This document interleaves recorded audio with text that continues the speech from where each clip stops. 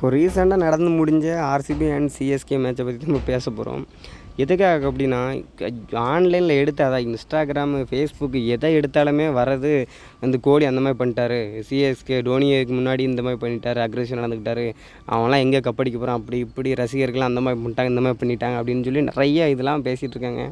ஒரு நிமிஷம் நல்லா யோசித்து பாருங்கள். மேட்ச் ஸ்டார்ட் ஆகிறதுக்கு முன்னாடி சிஎஸ்கே ஃபேன்ஸ் பண்ண விதம் பார்த்தா நமக்கே கோவம் தான் வரும். அதில் ஒரு குண்டன் பேசினா பாருங்கள். அது எப்படின்னா, ரசிகருக்குள்ள மத்தியில் அவங்க 2 பேரும் நல்லா தான் இருக்காங்க. ரசிகர்களுக்கு மத்தியில் தான் பிரச்சனை பண்ணுற மாதிரி அந்தளவுக்கு பண்ணிகிட்டு இருந்தாங்க. அது மட்டும் இல்லாமல் யோசித்து பாருங்கள், கேப்டன் அதாவது விராட் கோலிக்கு இது தான் ஜெயிக்கணும், ஜெயிச்சா தான் அடுத்த போகிறது. சரிங்களா? எப்பவும் கண் கலங்காதவர் 2 வாட்டி கண் கலங்கினார் டோனி. ஒன்று நம்ம வேர்ல்டு கப்பு ஃபைனல் அப்போ தோக்கும்போதும் சரி, இப்போது இந்த டைமு கண் கலங்கியிருக்காரு. சரியா? இது எதுக்காக கண் கலங்கியிருந்தாருன்னா, சரி நம்ம ரசிகர்களுக்கு நம்மளால் ஃபைனலுக்கு கொண்டு போய் ஜெயிச்சு கப் வாங்கி கொடுக்கணும்னு நினச்சா முடியலேன்னு சொல்லி கண் கலங்கினார். இதே கண் கலங்க தான் 18 வருஷமாக கோலிக்கிட்ட நடந்துகிட்ருக்கு. சரி எப்படியாச்சும் கப் அடிச்சிட மாட்டோமா, நம்ம ரசிகருக்கு நமக்கு தூண் மாதிரி தாங்கியிருக்க ரசிகர்களுக்கு எதாவது பண்ணிட மாட்டோமா நினச்சிட்டு இருக்காரு. அப்படி இருக்கும்போது அவன் ஆக்ரோஷமாக தான் இருப்பான். அதுவும் நம்ம டீம் மட்டும் இல்லை, சிஎஸ்கேக்கு மட்டும் ஆக்ரோஷமாக நடந்துக்கல, எல்லா டீம்லேயும் அப்படி தான் நடந்துக்கிறான். இதெல்லாம் ஒரு பெரிய விஷயம். நீங்கள் ஏன் இவ்வளோ இது பண்ணுறீங்கன்னு எனக்கு தெரில.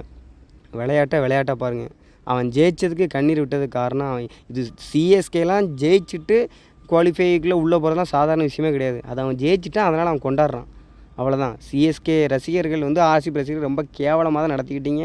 அதுக்கு முன்னாடி உள்ள வீடியோஸ்லாம் பார்த்தா தெரியும். அதுக்காக வந்து உடனே விராட் கோலி அந்த மாதிரி நடந்துக்கிட்டார், இந்த மாதிரி நடந்துக்கிட்டாரெலாம் தயவு செஞ்சு அந்த மாதிரி சொல்லாதீங்க. நன்றி.